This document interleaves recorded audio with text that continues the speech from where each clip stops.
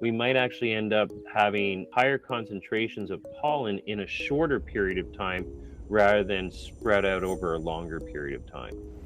And you can blame the weather on this one.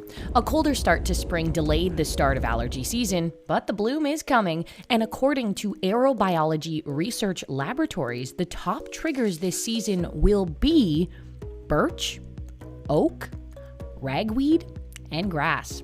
Their team has also forecasted a typical season for Ontario, Quebec, Manitoba, and BC, where the prairies and the Maritimes may experience lower to more moderate pollen levels in 2023.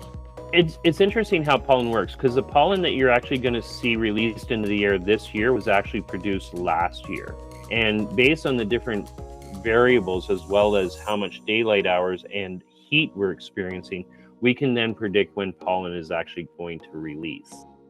Over the last 25 years, there has been a constant increase in pollen in our air. British Columbia is a top province for pollen allergies due to the fact that the season usually starts in February.